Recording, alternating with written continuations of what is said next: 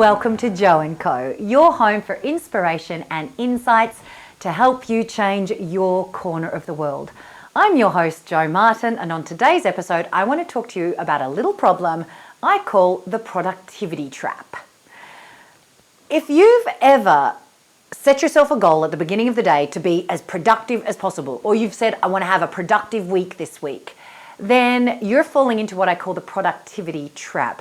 Because I believe, especially for us women, that striving after productivity is the number one time management mistake that we make. If our goal is to be the most effective version of ourselves that we can be, we need to start by recognizing that we're not machines, that we are not built to be productive. How do I know this? Well, hey, let's go to etymology. Let's look at the dictionary. It's where I always like to go. So if we look up productive in the dictionary, it means being able to generate, create, produce, or bring forth goods and services, right?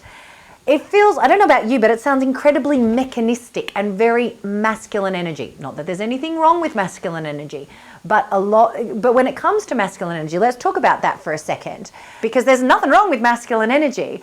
All of us, men and women, have access to both masculine and feminine energy. There's no doubt about that, right? But here's what I've noticed. Why is it that women are 60% more likely to suffer from job-related stress than men? Why are we burning out ever more frequently and at even higher numbers than our male counterparts? I would put forward it's because we're striving after productivity and we're operating in a masculine paradigm with a lot of what I call masculine energy. The masculine, if we look at this from a values perspective, is about achievement, focus, driving after something to a certain end. Does this make sense? Competition. When we're in that energy, it takes something of us. Now, the wonderful thing for men is that they have this great hormone called testosterone, which brings out that aggression, that competition, that drive. It fuels it. We women, we have a little testosterone, but a fraction of the testosterone of men. And when we run out of testosterone for that sort of thing, we then start I'm simplifying it, but running on adrenaline, right? We use adrenaline to keep driving, focusing, all of that, because adrenaline mitigates that same kind of state of mind, which is why we're burning out. So productivity, striving to be productive, I believe is actually burning us out at even greater numbers. Quite controversial, I know, but there it is.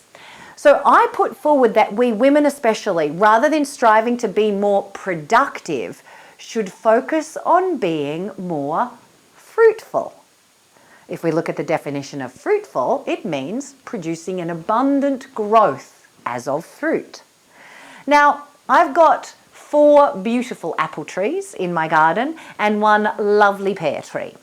And I would no sooner expect those beautiful fruit trees to produce fruit in the winter time than I would expect I could fly to the moon without a rocket, right? You just would not expect that. And no matter how hard you coach that fruit tree, and no matter how hard you push it or give it a carrot and say, come on, or whip it with a stick to make it work, it will not produce its fruit for you when the season is wrong. I believe as women, we need to start tuning into our inner seasons. Recognize that as human beings, and women especially, we are cyclical creatures.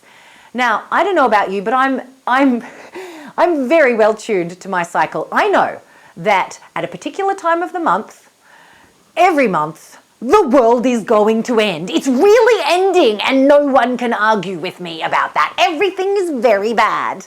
There are times that I have no energy for doing anything. And I've got to tell you, there's other times of the month I feel like I've got superpowers. Now, I know I'm referencing monthly cycles at the moment, but it doesn't have to be monthly, right? I've even spoken to women who've gone through the menopause, and they still talk about that they know that their energy comes in cycles. I've spoken to men who recognize that their energy comes in cycles. This is what we need to get, though. We are more like fruit trees than we are like machines. And it doesn't matter what the length of your cycle is or what causes it. But if you could tune into the fact that there are days that you have superpowers and you can get more done than you ever thought possible, And there are days when actually the most productive thing that you could do is climb back into bed and have some more sleep. Then you will start to develop such a profound relationship with your inner effective sorceress that you'll get so much more done with so much less effort. So I invite you to make the shift from productive to fruitful.